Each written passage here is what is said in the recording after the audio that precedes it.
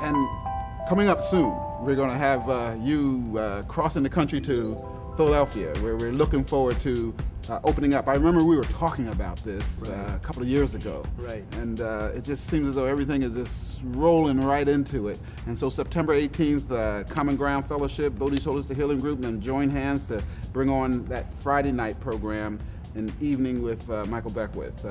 What do you think about what's going to happen out there? Well, it's going to be an activation. Myself, I'll be with my wife, Bernard Beckwith, as she becomes the musical score of what's about to take place. Basically, we're going to pull people together and activate the best that is within them, break them free from the limiting paradigms that they're living in, so that they can express the greatness that's right there begging to be set free.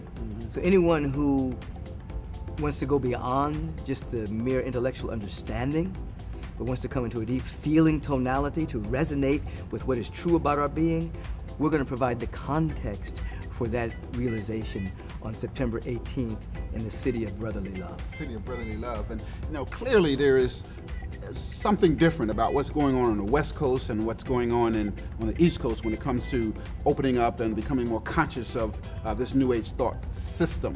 And it is indeed a need that's there. I feel the pulse of it. And what do you say in regards to that difference and the shift that's needed?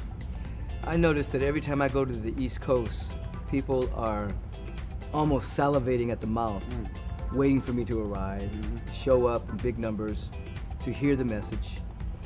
And I think that the East Coast is so prime and ready for this. As a matter of fact, in New York, there was a number of seeds planted there many years ago, but they've kind of dwindled over the last 10, 15 years. So it needs to be a renaissance of this kind of teaching. Boston used to have this strong vibration as well. So we need to create a renaissance where this kind of new thought, ageless wisdom can now birth itself again. So I'm happy to be in the number of help planting those particular seeds. Wow, this is pregnant waiting for you right now. That's right. For this, the West Coast, they say we're a little airy-fairy. In the East Coast, they say they're a little nitty-gritty. But I want airy-gritty. Okay, that sounds good. We want that earthly spaciousness, but be able to anchor it on earth. You see, and that's what we're going to bring. And groups like Common Ground Fellowship, Bodhise Holistic Healing Group, where do you see these type of organizations in assisting what you are doing throughout the world right now? Well, they're like brother and sister organizations, and they're like heart cells in a petri dish.